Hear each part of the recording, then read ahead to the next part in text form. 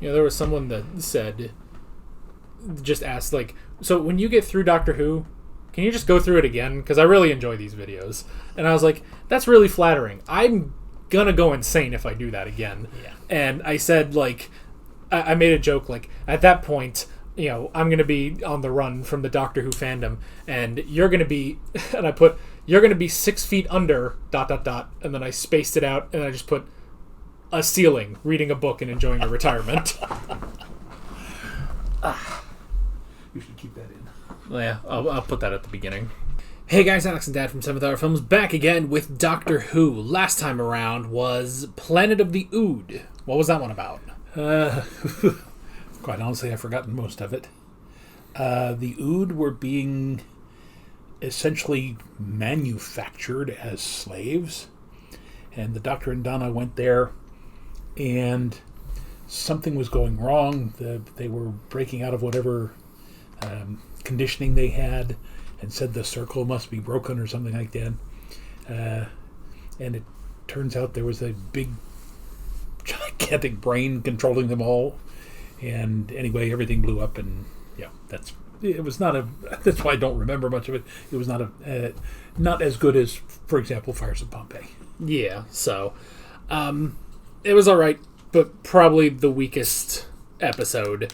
One of the weakest episodes of Series 4. There's only one other episode where it's like, maybe that's a little bit weaker, but that's pretty much it. Yeah. So, but today we are finally to the big episode, quote unquote, where if you're just tuning in, which is weird that you tuned into a YouTube video, but if you're just joining us, when we did Voyage of the Damned, I had to change up a little bit of the beforehand part of the episode, because on the DVD it just said the title of this episode, and I panicked because that's a spoiler.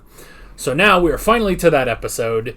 The title is not on screen. I actually had to even go in and censor the title in the episode because it spoils the episode. Like, it's still, they don't show that twist before the title drops. So I've gone in and done all of that, but I have heard some people have appreciated that I'm keeping this as best a secret as I can. So, well, usually when you do that, it means either Daleks or Cybermen. So, I don't know. Could be anything. You don't know.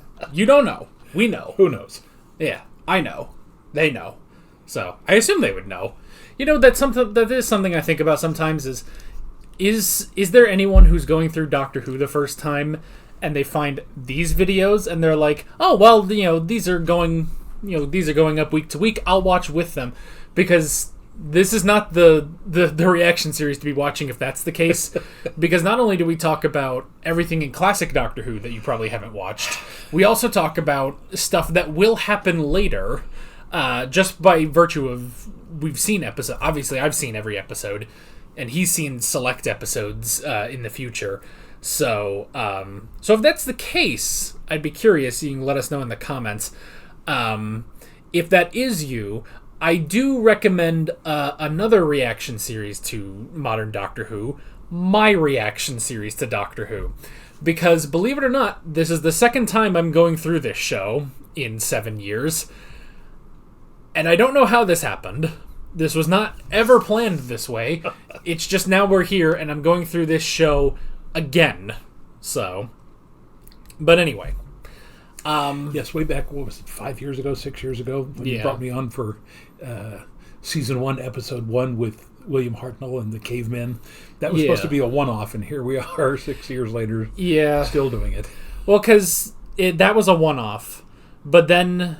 Well, I mean, because the original plan was just for me to watch select episodes of classic Doctor Who, but then I was the one who, I guess as they say in the sports world, called an audible, and I brought you in because you watched that first episode, and then I just thought, well, I'll just keep you around when I do classic Who reactions, and then that just sort of overtook, and it was when I started Season 7 of Modern Doctor Who that we started going week to week. Now we were still going through like the Edge of Destruction and specific episodes from each Doctor before the 50th anniversary.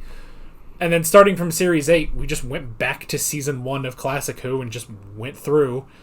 And it took 5 years, but we got through the whole thing. So, and now we're going through the 15 seasons of modern Doctor Who, which I'm still going through myself because I'm watching the current season with Shurigawa and everything. So there's a lot of Doctor Who on this channel. And also, in case any of you are unaware, this isn't just a Doctor Who channel, by the way. There are other reactions on this channel that you could go and watch if you have any interest in literally anything other than Doctor Who. Right now, I've got a reaction series to The Sopranos going on. I've got a ton of anime reactions. Right now, we're doing Black Clover and Delicious in Dungeon, but we've done Free Run, we've done Mob Psycho, we've done a whole bunch of other stuff. I say we. I've done a whole bunch of other stuff, but people have been there too. So there is other stuff. I feel like sometimes people think this channel only does Doctor Who, and I just don't. In fact, I guess I do more other stuff than I do Doctor Who. It's just I started watching Doctor Who in 2018, and I have not stopped since then. And at a point, it will drive me insane. And until then, we just keep riding that line until I eventually break. So, luckily the show is just good enough for me to stay on the edge of sanity. So, you got anything else? Other than if you're seriously just joining us for the first time, you'll also find out, go back and watch a couple of previous episodes. We tend to go off on tangents that have absolutely nothing to do with not only Doctor Who, but any of the other stuff that he's watching. We just talk sometimes incessantly, but that seems to be some kind of hidden charm. So yeah. I do remember recently, because we were talking about politics or something, and I said, like, I hope people don't mind, that sometimes we do talk some politics on here. And someone did at least point out that's okay because Doctor Who has always, gotten political at one point or another. And it's like, that's a good point, actually. Yeah. So, I remember there was a tweet recently that was like, what part of your fandom has the biggest, like, media illiteracy about whatever show or movie or series? And someone put, like, the fact that there are people out there that say Star Trek is not political. And I replied to them, I was like, we have the same thing in Doctor Who, actually. People that, recently in the past 10 years or so have been like, you can't make Doctor Who political. And it's just like, oh, brother, go watch a John Pertwee episode and then come say that to me again. So, and by the way, I know you keep referring to the posts on now X as tweets, but a couple of months back, you referred to them, I think, as excrements or something like that. Yeah. Which I think is highly appropriate. I mean, they are. It's definitely one of those things, and I'm sure there's people watching that have the same thing, where we will call Twitter one of the worst places on Earth. We all still go there, Like, I definitely... I log onto Twitter, look at it, and then I do the old, I get a flog, and I just whip my back for looking at Twitter. It's so terrible. But I will always call it Twitter. And, in fact, specifically, when that whole situation happened, and is still happening, the exact moment that the Twitter app became X on my phone is when I deleted it, and I never put it back on. So, there is, like, a little hole on my home screen, though. It's surrounded by apps, but there's just one section. I could put an app there, but I don't, because originally I put something there, and I would unlock my phone, and I would instinctively press that. And I didn't want to go to that app, and so I've left that blank. I cannot... There is literally a Twitter-sized hole on my phone. But... So would all of this be exposition? Yes, it is. It's a good thing we don't have to pay him money every time we reference X. Because Lord knows he needs more money. Oh, yeah. I mean, he might actually at some point need money because, everything's going down the drain. I mean, seriously, it's like the man lost a couple of dozen $1 billion in Tesla stock, and he still has over $200 billion. So. Although I hear he will be leaving politics because he's been bullied.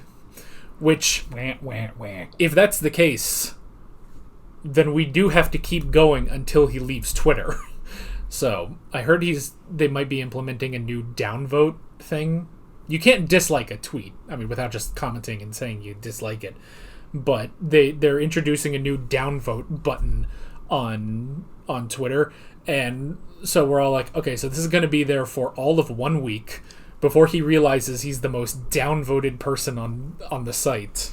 So, can't wait for him to leave to Mars. Someone has to get off the planet. Either he needs to go or we need to go.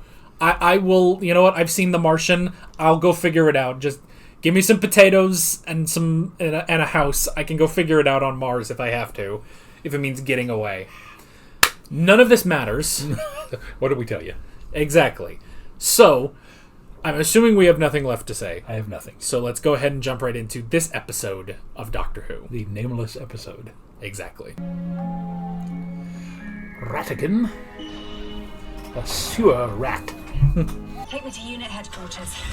Tower Bridge, London. Unit headquarters. Her name's Jo Nakashima. Freelance journalist. Clever by the sound of it. Not as clever as me, but that goes without saying. This sounds like Elon Musk. Recommend. Yeah. This is your final destination. Oh no. You fell for it, fool. Hello? Doctor, it's Martha. And I'm bringing you back to Earth. Oh, it all came back. That opening was reminiscent of what happened here in Oklahoma with Karen Silkwood. She was on her way to expose the Kerr-McGee nuclear power plant here in Oklahoma, and somebody ran her off the road and killed her.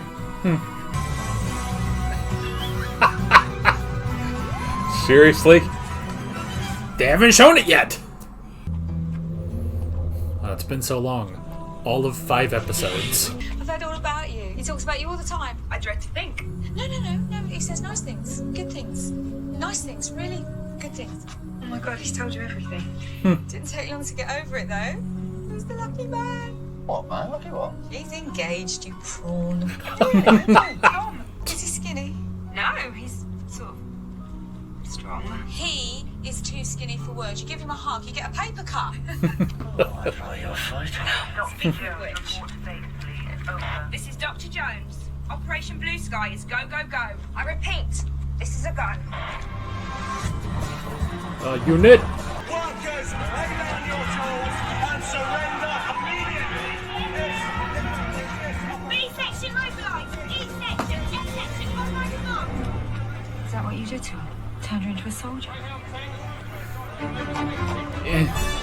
The byproduct, Year of Hell, Master, that stuff. The unit force. Operation Blue Sky complete, sir. Thanks for letting me take the lead. And this is the doctor. Oh, the back of this truck is spacey. Sir. Oh, don't salute. But it's an honour, sir. I've read all the files on you. Technically speaking, you're still on staff. You never resigned. He just kind of left. Yeah, a long time ago. Back in the 70s. Wasn't the 80s, but it was all a bit more homespun, man. A modern unit for the modern world. What, and that means arresting ordinary factory workers? In the street, in broad daylight. It's more like Guantanamo Bay out there. Donna, by the way, Donna Noble, since you didn't ask. I'll have a salute. Come on. Thank you. Tell me. And here it is. Laid bare. Atlas can be threaded through any and every make of car. You must have checked it before it went on sale. We did. We found nothing. That's why I thought we needed an expert. Really? Who'd you get? Oh, right, me, yes.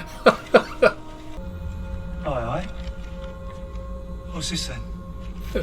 What's all this?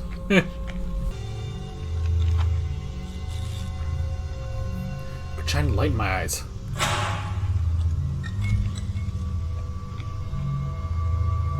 What the hell? What the bloody hell? Well, that Way on 16th, trap 1.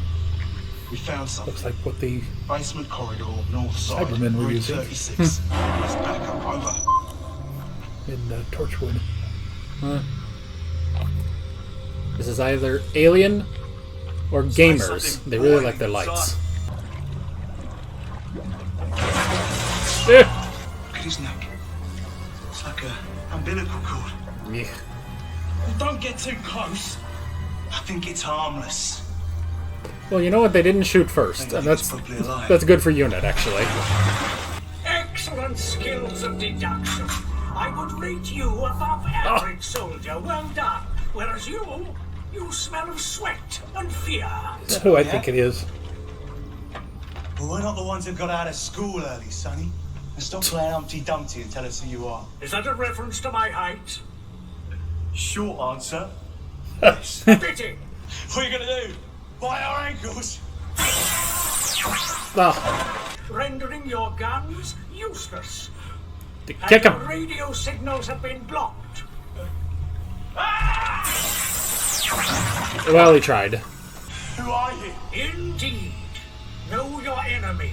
I am General Stahl of the 10th Sontaran Battle Fleet. Oh, Known as Sontarans. Stahl the Yes! Undefeated. It's the Sontaran Stratagem. I couldn't have you see that for 4 weeks. I can find my way around an office blindfold, and the first thing I noticed is an empty file. Why? What's inside it? Or what's not inside it? Sick days. There aren't any. Hundreds of people working here, and no one's sick. Not one hangover, man flu, sneaky little shopping trip. Nothing. Not ever. They don't get ill. That can't be right. Good job, Donna.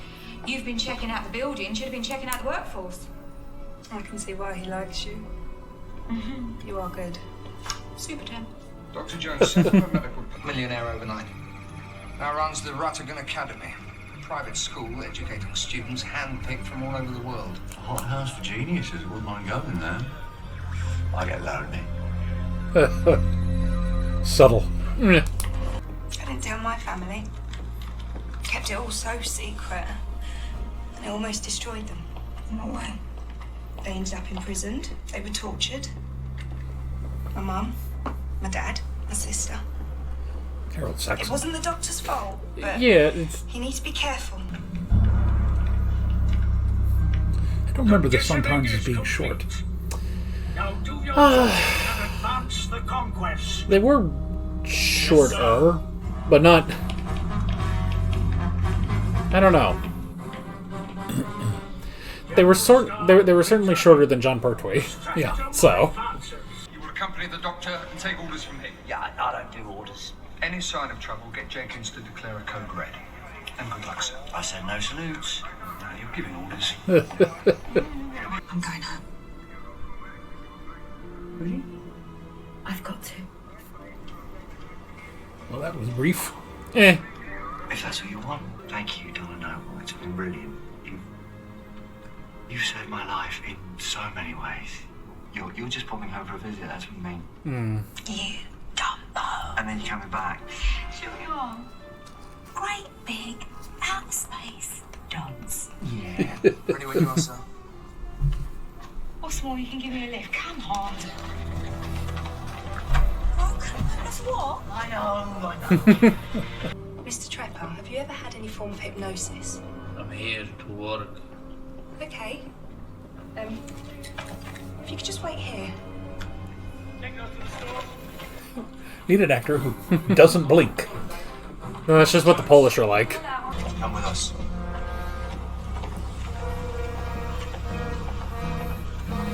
Oh no, Martha.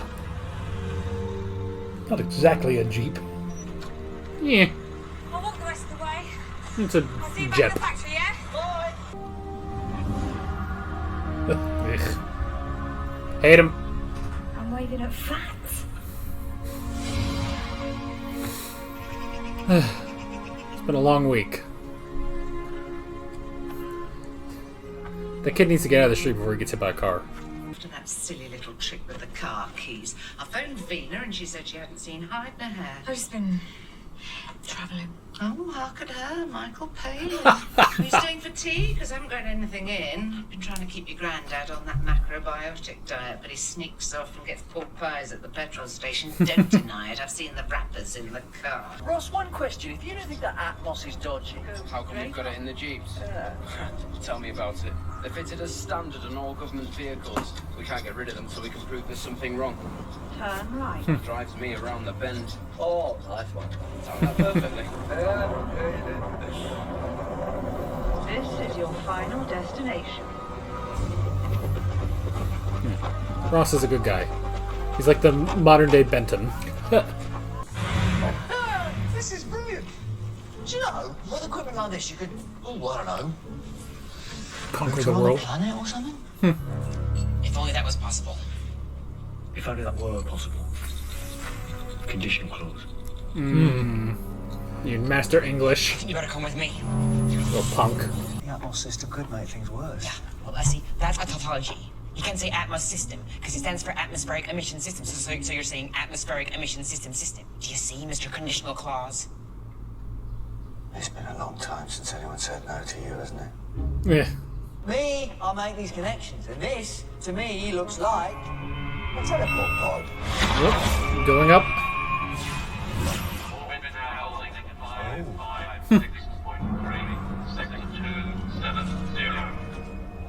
We have an intruder! How did he get in? In through the window? Alright. And back down.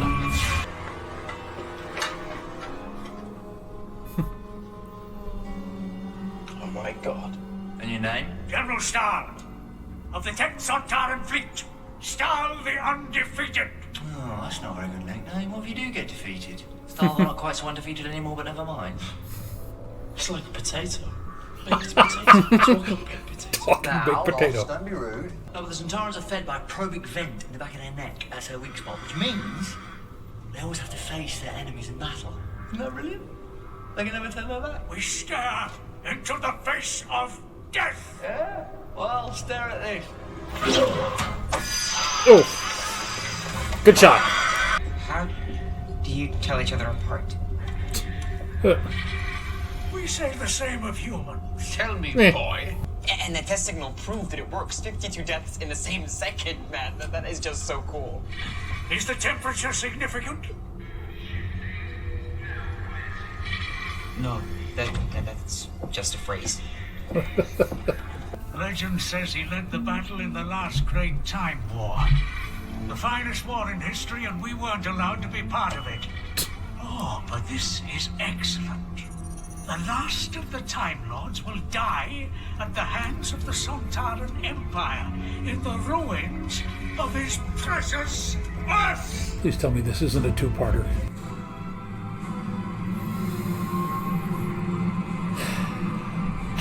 You know, whenever you say that, I don't know what to tell you. Other than you're very smart.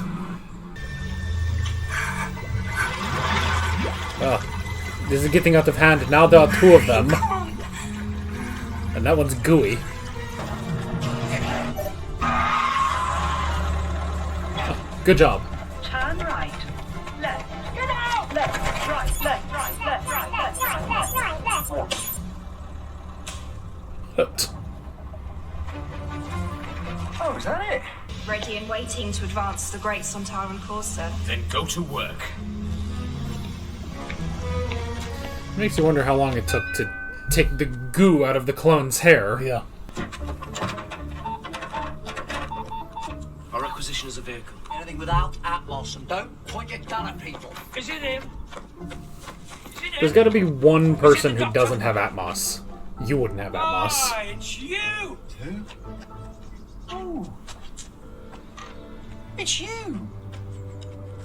What, have you met before? Yeah, Christmas Eve, he disappeared right in front of me.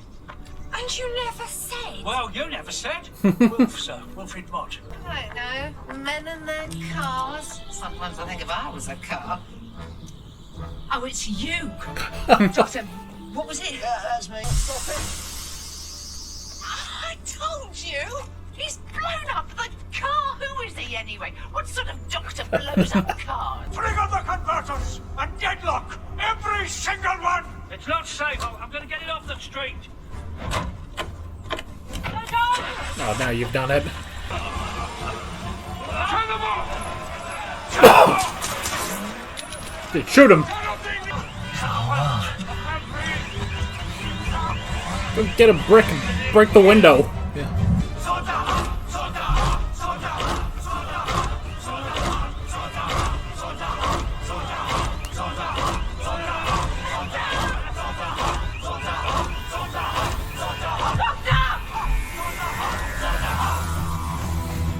Alrighty. Next time. Don't you love the two-parters? No, I don't. Well, it's good to see them again, although, again, the original design of the Sontarans was so much better than this. They, honestly, from what I remember, and this two-parter I think is good, nothing they do can beat that first episode they ever did. Yeah. And it's weird how much they can't replicate. Because that was just one Sontaran in medieval Europe. Yeah. But that was such a good episode, and they just cannot replicate that with the Sontarans. Now, this is just a supposition on my part. It strikes me that Martha, having dealt with Harold Saxon and all the other stuff that she's dealt with, before she went under, probably tried to put some kind of subliminal suggestion into her clone. That would make sense. Now, I don't know for sure, but that seems like something that she would do. And seriously, there's so much stuff lying around in the garden, on the street, that yes, they could have picked up anything and broken that window. Yeah. He could have even ripped something out of the engine now that he had disabled whatever the device was. It's a huge setup. And, I guess at the end of a season, a two-parter is fine, but in the middle of the season, it's just like, yeah, I want to watch it. I want to see what's going on. I'm trying to think, what else do we have this season? There's at least, I think, only one more two-parter before the finale. I think so, and I think that's generally right with the seasons, is that they'll have two-parters and the two-part finale. So there's only one more. That one is very good, better than this one. But yeah, I mean, it is a thing of like, at the end of this, I was like, is there anything else I need to write down on the notes? And I was like, no, not really. No, it's pretty straightforward. Yeah, I mean, we have the return of Martha. She's now with Unit after everything that happened with season 3, but it's good to see her back. Now, somewhere down the line, didn't you mention that Lethbridge Stewart's daughter was in charge of Unit? That'll be for a while. Oh, all right. So, at this point, she is not a character yet, but later she will be. Okay. But yeah, this is what we mean by if you're watching Doctor Who with us for the first time, this is not the reaction series to go through Doctor Who with. But yeah, that'll happen eventually. For now, we have just the Colonel there. Yeah, it is like the most prominent unit has been featured in modern Who so far. But I mean, it's pretty much what the Doctor says. It's clearly not the same unit from the old days. The old days of the Brigadier and Benton and Mike Yates before he turned on them and tried to reverse time and stuff. And back then, Unit was, I realized that they were intelligence gathering, but they were primarily a military unit. And then now they've become more like the FBI, CIA, British intelligence, MI5, MI6, whatever they are. Although they still have, obviously, the military arm. So, I don't know where I'm going with that, but it looks like it has completely changed whatever it used to be. And so, I'm guessing people who never watched the originals, the classic Who, have no frame of reference for it. So it's not as confusing as it is to us, because we're going, this is not what Unit used to be. Yeah, I mean, I think the main thing is how proactive Unit is in this episode, and we don't really see too much of that, like in the Third Doctor's era. It's more of something will happen, maybe they send just one person to investigate something, or they'll send the Doctor to go check on something against his wishes, because he never wants to do any work for them. But here it's like, there's clearly something about Atmos, and they just send the entire force into this factory to see what's going on. Now, granted, they did have I guess, I don't know what the word I'm thinking, I guess the probable cause, because of the, was it 52 simultaneous deaths that happened all at the same time, all the same thing, and all in Atmos cars. So they have that reason to go in, but yeah, it's definitely different. I mean, I guess even just on the fact that there is no Doctor there to be more of that science-driven, sort of investigating. And I mean, it's such a great moment for Donna when, she goes to the offices, she goes to the personnel, and she starts looking through that stuff, and she finds, a folder marked sick days with nothing in it. And that's a really great clue, and it's a good thing of that's not something Unit might think of. Yeah. They should, but they might not, and it works. This is one of the good aspects of Donna, of seeing what she brings to the table. That, I mean, even Martha didn't think about that. Rose probably wouldn't have thought of that. So it's that more human element that Donna brings as well. So, and yeah, just something that Unit is lacking. I mean, that might have even been something that Joe would have found back in the day, or Sarah Jane. Now, that opening sequence with the reporter, and she was not part of the 52 who were killed. She was just killed on her own. And again, that's a good setup, but then the fact that there's no reference to it later on, you just kind of go, you're just going to leave that out there? Yeah. I mean, maybe... No, because they said it was 5 p.m. or something in the UK, so that was just a death. Maybe that first got them, because she said she did send an email about this stuff to Unit, so maybe that's what got them to first start looking, and then they found the simultaneous deaths. So but yeah, Atmos, the Atmos system, which is like saying an ATM machine. So a system that cuts down carbon emissions to 0, and also gives you a GPS to boot. Now, see, when I said that you probably wouldn't have Atmos, I mean specifically because you wouldn't have had a GPS.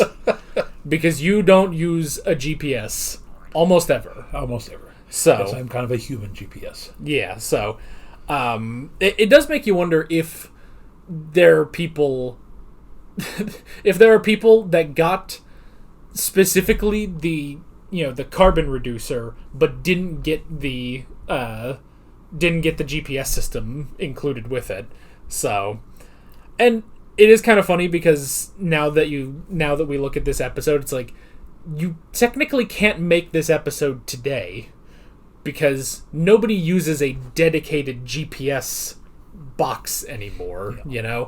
We all use our phones. So it's interesting to see sort of the difference between 2008 and 2025. Or, for example, our car is a 2015, and it has a nav system built in. I've only ever used it once because I wanted to see how it worked.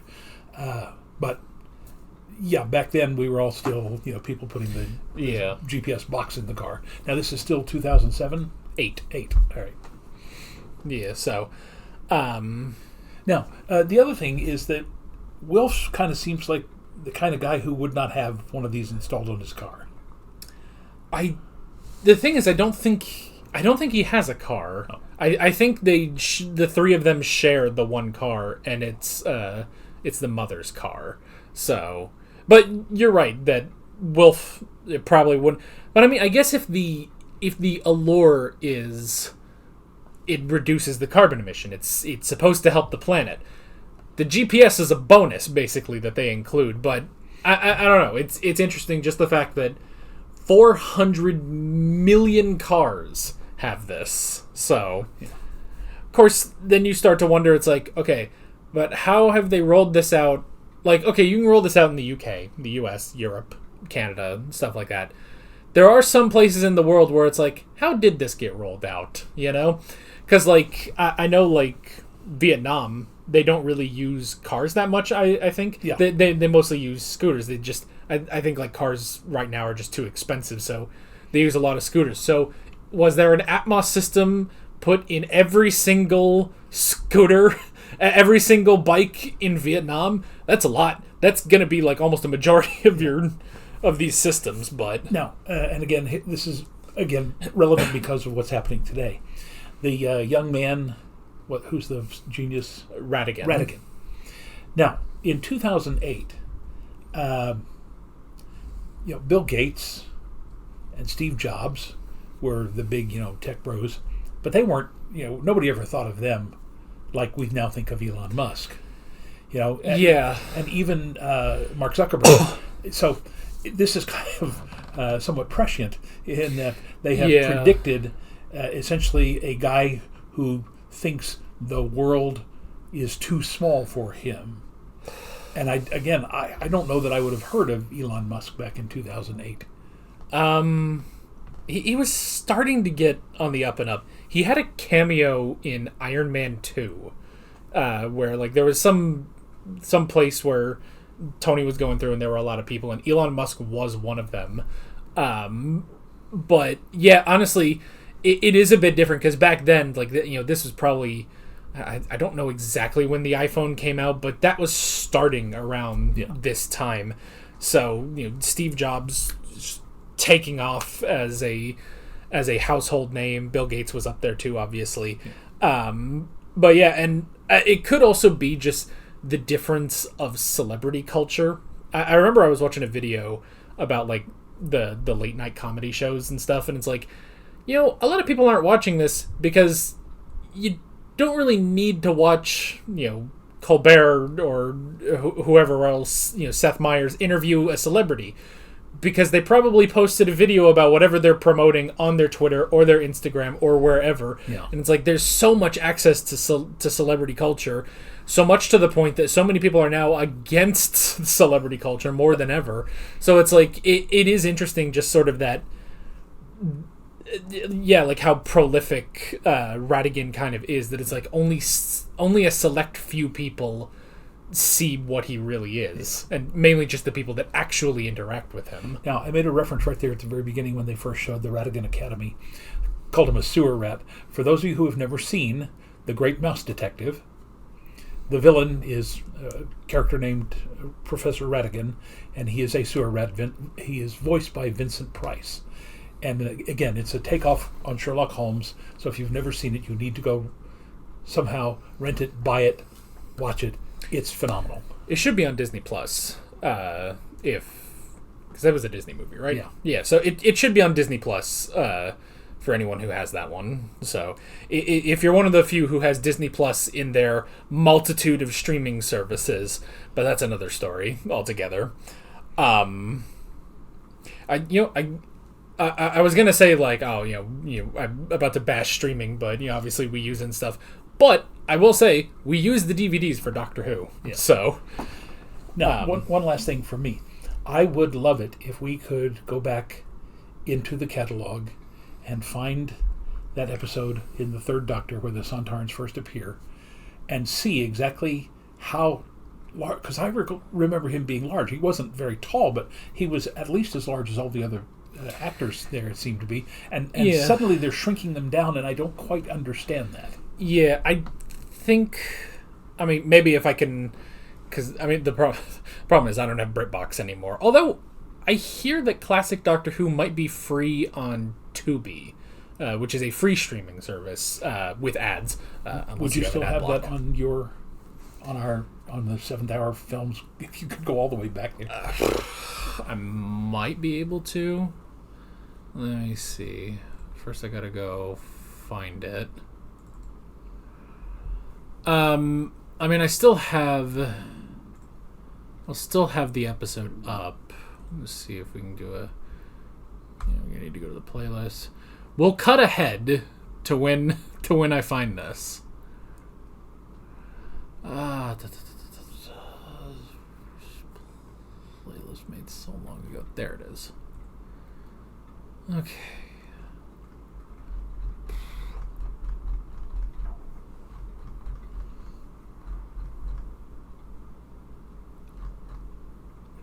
Okay, we are looking for...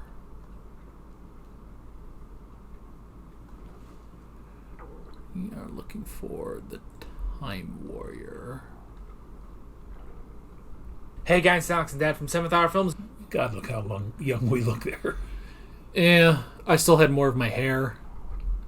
There's probably more color in the video overall because I was using a different camera. Alright, there are no timestamps in this video. Yeah. Right, the helmet's slightly different. Yeah. Well, what are you from the stars? Who are you? Where do you come from? I am a Sontaran officer. Oh, My boy. name is Lynx. Jesus, Thompson. Yeah, see, he's taller than those guys. Yeah, and they're on pretty even ground. I wonder if there's more of a shot with him and Pertwee. Because that could help. I don't know how I'm going to put this on screen for the folks at home. Because it means the reaction footage is going to be very small. There he is. Yeah, he's not that much shorter. Honestly, no, he's not. So... And this... Honestly, this is going to be... honestly, about the size they're going to keep the Sontarans in modern Doctor Who, So, yeah, I don't know. That is a strange. That is strange. Now that you mention it, so. But speaking of the Sontarans, at least they do acknowledge that, like, this is not a normal Sontaran plan. Like the fact that they're hiding, they're kind of in secret, they're doing this whole gas thing. It's like this is not normally the Sontarans go in and they fight. They fight in a war. So it's interesting. Clearly something is different about the Sontarans now.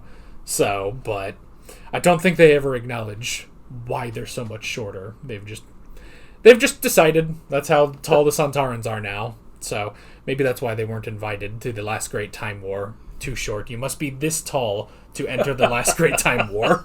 So anyway.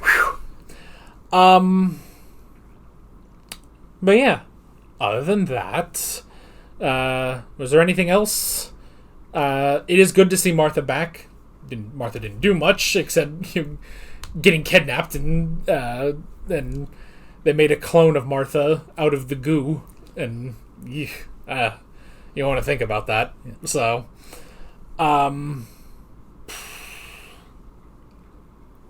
I guess the other thing specifically to talk about would be Martha telling Donna, should you keep things about the Doctor a secret or should you not?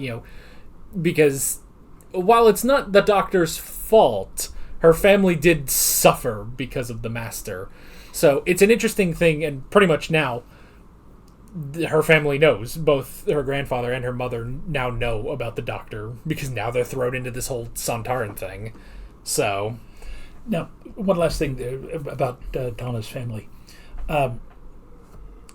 Jackie was so much older looking than Rose.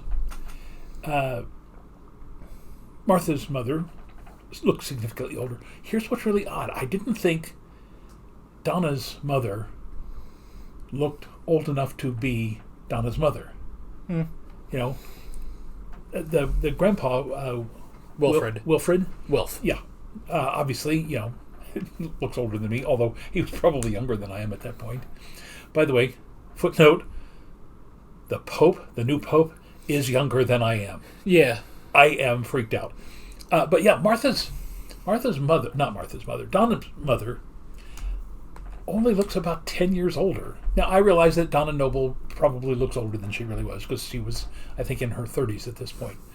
But when I look at that, I went, wow, she must have been very young when she had Donna, because she does not look considerably older, and old enough to cinematically represent her mother.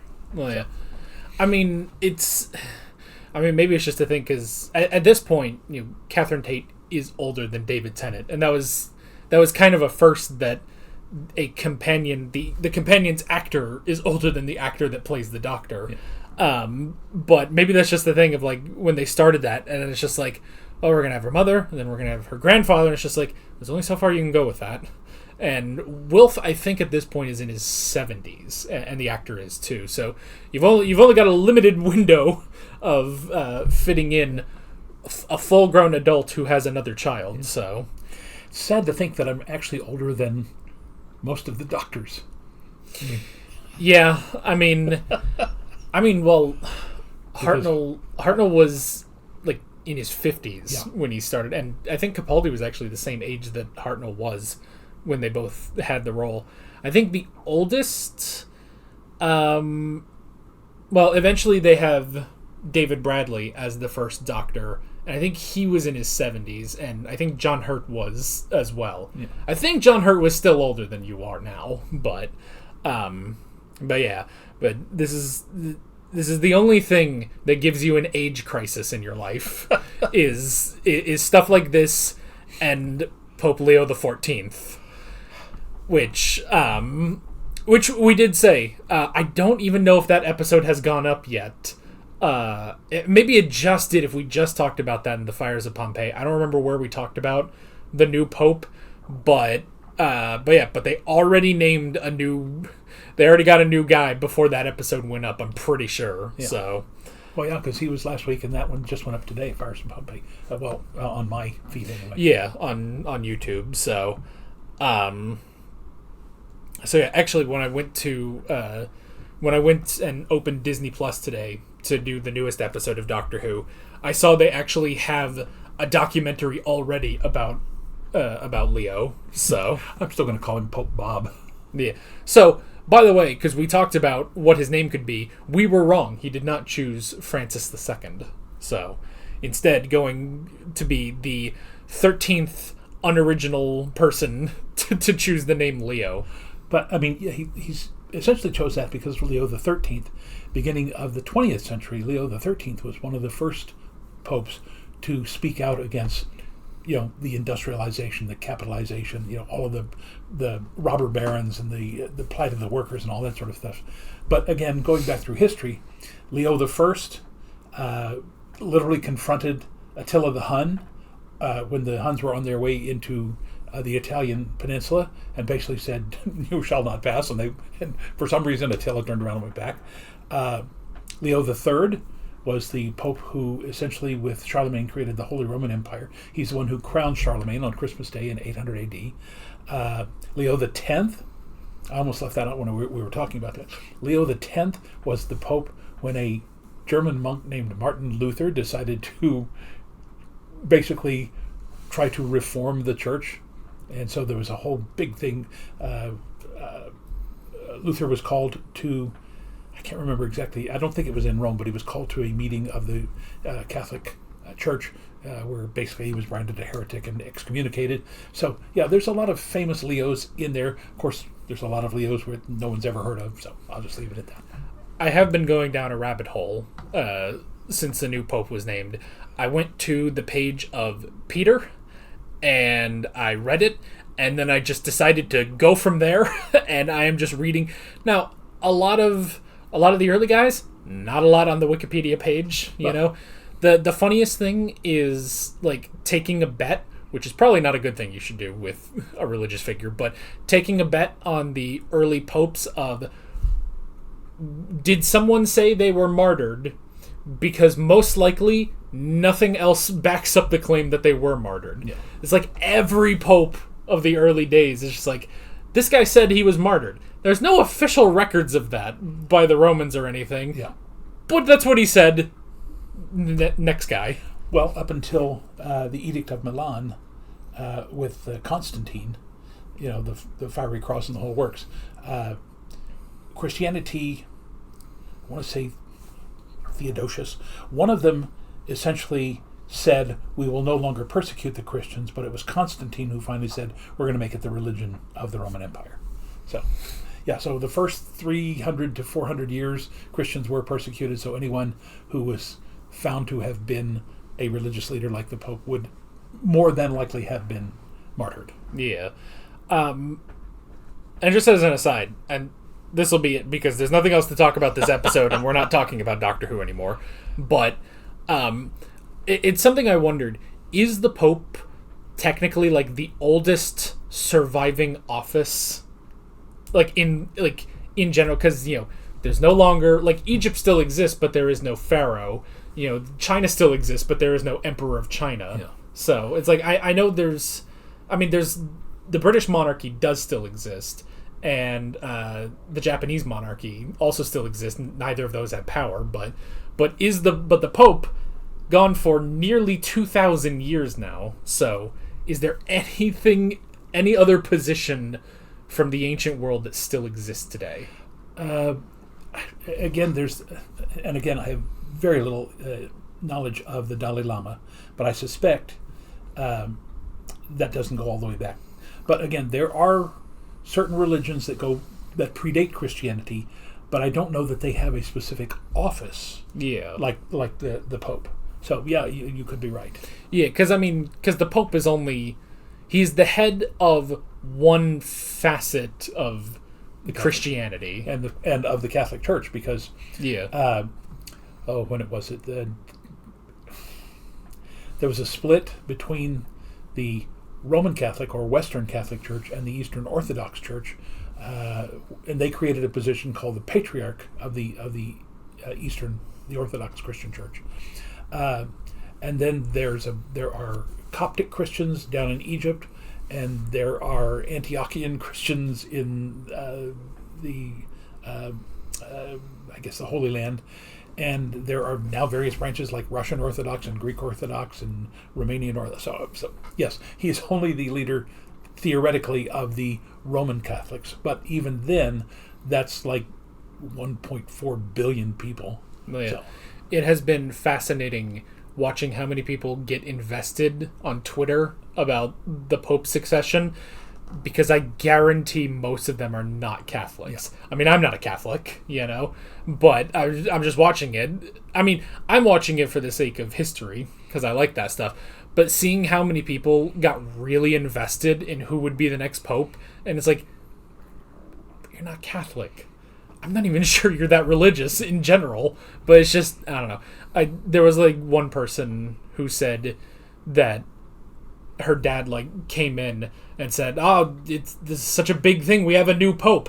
And she said, by the way, we're Muslim, so I don't know why he's freaking out. But it's just like, it's interesting, I guess. John Paul II, and I don't know that Benedict did, but Francis tried to meet with leaders of the Muslim faith and several others as well. I think John Paul met the Dalai Lama, basically saying, we're all pretty much trying to achieve the same thing, so there's absolutely no reason why we cannot work together. And I mean, that to me would be, if I were the Pope, yes, I would reach out to the leaders of all the other religions and say, we all have the same goal, is to, help make the world a better place. So let's go to work. And none of that has anything to do with the Sontaran Stratagem. But finally, it's out in the open, and I can just get back to turning on the DVD when we watch this instead of going through all the workarounds. But do you understand now why I've done this? All right. Especially because when you started saying, like, oh, well, that generally means Daleks or Cybermen, and I was like, Yes, keep thinking that. Yeah. Don't think about the Sontarans, and it'll be a better surprise. No. It's not that I completely forgot about them, but again, it has always surprised me. We are now 20, almost 30 seasons in. And who was it? Was it the Draconians? Yeah.